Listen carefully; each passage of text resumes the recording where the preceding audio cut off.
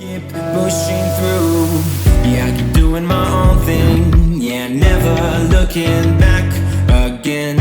I can get it, I can make it. Yeah, I know it, and I'm never looking back again. Et bien salut tout le monde, aujourd'hui je vous retrouve pour une nouvelle vidéo, j'espère que vous allez bien, pour rapport aujourd'hui ça va franchement super. Et si je vous retrouve aujourd'hui pour vous présenter cette vidéo là, c'est parce que j'ai enfin trouvé deux sites sur lesquels je vais pouvoir vous parler de fournisseurs. Et ça va être très intéressant pour le coup. Je vais vous mettre des illustrations au fur et à mesure de la vidéo pour vous montrer un peu ce que j'explique. Tout simplement, sur les sites, il y a pas mal de catégories, etc.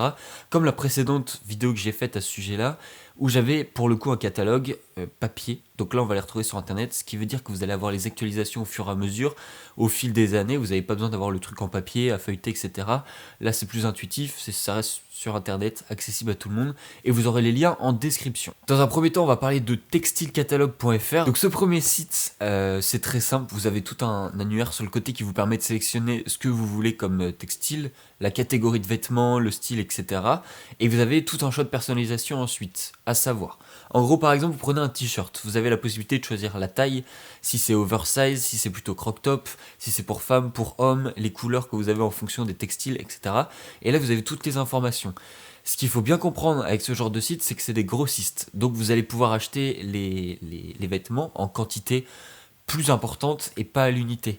Donc là où c'est intéressant, c'est que si vous travaillez par exemple avec un imprimeur, je sais pas, votre imprimeur habite à 2 pas de chez vous, vous dites ok, ou vous lui envoyez un mail même s'il habite loin, et vous dites voilà, moi je veux tel style de vêtements, vous lui donnez la référence du textile en particulier que vous avez sélectionné sur le site en amont comme celui-ci, et vous lui dites voilà, moi je veux le numéro 826 58 par exemple, je dis ça au hasard, et vous dites voilà, j'en veux un carton de 50 en L, j'en veux un carton de 20 en M et un carton de 10 en S par exemple.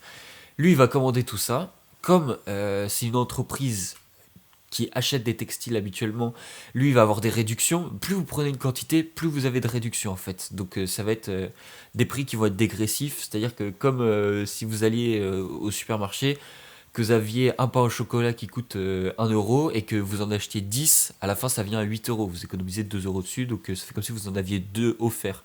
En gros, c'est le même principe pour des textiles. Plus vous achetez, plus vous avez de réduction sur le tarif à la fin. Donc c'est là où c'est intéressant de savoir qu'avec des sites comme ça, plutôt qu'avec des sites en ligne comme Tuntu, où là vous imprimez, vous faites de la personnalisation et vous pouvez acheter à la pièce, ça va vous coûter bien plus cher que de faire sur un site comme celui-ci. Là, certes, vous n'avez pas la personnalisation, mais derrière, à la fin, ça vous revient à bien moins cher.